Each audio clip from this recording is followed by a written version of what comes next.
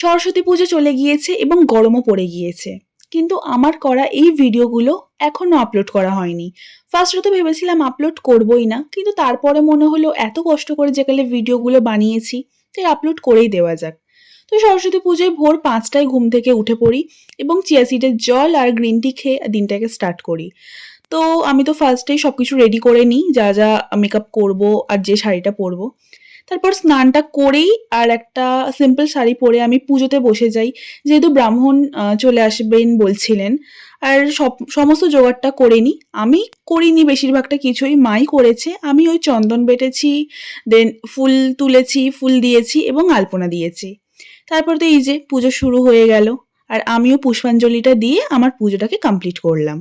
তারপর একটু খাওয়া দাওয়া করে নিই, যেহেতু আমাকে রেডি হতে হবে এবং একটু তো ঘুরতে বেরোতেই হবে, তাই না, যেহেতু সরস্বতী পুজো। আর সেই দিনের লুকটা আমার ভীষণ ভালো লেগেছিল, কিন্তু সেই দিনের গেট রেডি উইথ মিটা আমি করতেই পারিনি, যেহেতু এতটা তাড়াহুড়োর মধ্যে আমি ছিলাম। দেন বাড়ি থেকে বেরিয়ে গিয়ে আমি ফার্স্টে গিয়েছিলাম প্রাইমারি স্কুলে, তারপরে গিয়েছিলাম বয়েজ স্কুলে এবং তারপরে গিয়েছিলাম হচ্ছে আমাদের স্কুলে, মানে গার্লস স্কুলে।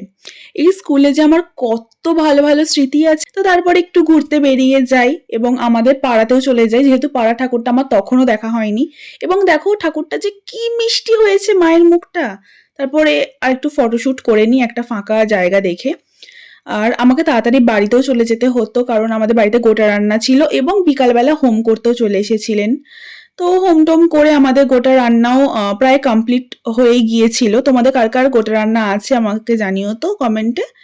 তারপর আমাদের পাড়ায় সেই দিন বেশ ভালো অনুষ্ঠান হয়েছিল এবং ভীষণ এনজয় করেছিলাম সবাই মিলে ওই দিনকে। তো দেখা হবে অন্য কোনো শর্টসে, এখনের জন্য টাটা।